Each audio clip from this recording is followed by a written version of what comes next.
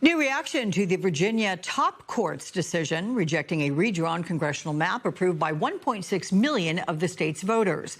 Democrats hoped this new map would win them 4 more House seats. State Democrats are now appealing the ruling to the U.S. Supreme Court.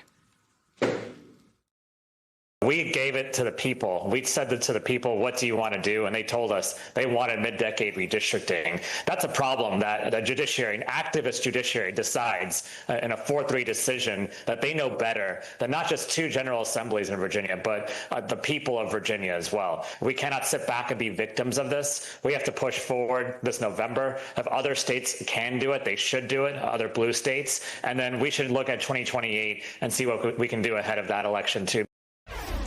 Joining me now, Spencer Overton. He is the research professor at George Washington University Law School and founder and faculty director of the Multiracial Democracy Project. And he wrote this article, How to Secure a Multiracial Democracy Despite the Supreme Court, which brings me to welcoming you, Spencer. Let's begin with the Virginia Supreme Court decision. Is this a legitimate legal restraint on mid-decade redistricting, or is it a silencing of the voters' will? And how do you expect the U.S. Supreme Court will view this case? Yeah, Alex, I'm not really optimistic about the U.S. Supreme Court and an appeal. And, you know, I should have said Happy Mother's Day here, right? Well, thank you. So the Virginia Supreme Court striking down by 4-3 the congressional map that voters had approved was perhaps the Democrats' biggest redistricting setback. Like, that decision by that court boosts the nationwide Republican edge from just a 3-seat net gain up to an 8-seat gain. So, as I said, I don't think an appeal will be successful. I think Democrats are going to have to try to work it through turnout, candidate quality, and then also a national backlash rather than a new map. Well, following last week's Supreme Court decision, and by the way, your prediction is not a positive one, I'm certain, for our viewers and Democrats out there, but following their decision in Louisiana gutting the Voting Rights Act, Tennessee Republicans gathered. They quickly approved a redrawn map Thursday, dividing up that last black majority district in the state. You have Alabama and South Carolina launching similar efforts. So how is, in big picture terms, the Supreme Court's ruling on Calais impacting racial equality and voting rights?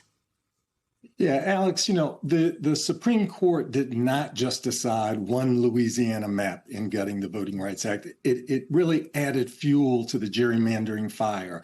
And at this juncture, communities of color, especially Black and Latino voters in the South, in places like Alabama, South Carolina, Louisiana, Florida, and Tennessee, they're likely to bear the greatest cost. And, you know, while many of us are focused on this partisan horse race in terms of who will control Congress, I think the biggest threat is something we're not really paying attention to, which is the potential dismantling of hundreds, if not thousands, of districts for state and local offices like city council, county commission around the country.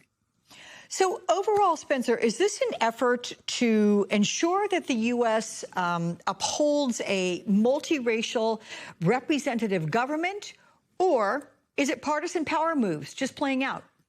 Well, it's partisan power moves, Alex, but it's also kind of cultural anxiety, an America of the past that's resisting an America of the future, which is a multiracial democracy.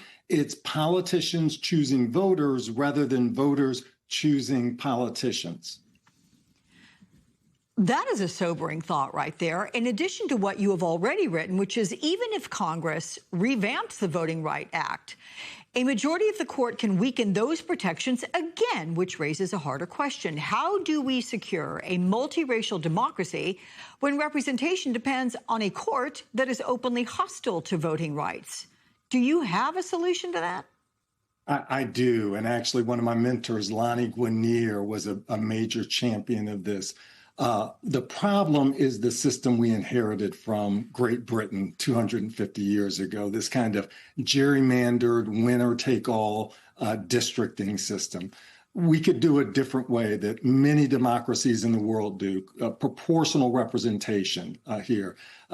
Under proportional systems, a group's share of votes translates into a roughly equal share of seats. So if a party wins 40% of the vote, it should win about 40% of the representatives. That means that voters are not shut out simply because politicians manipulate district lines. So in Tennessee, for example, Democrats are about a third of the voters, but currently hold they hold one of the state's congressional seats, but it'll soon be 0 of 9, likely.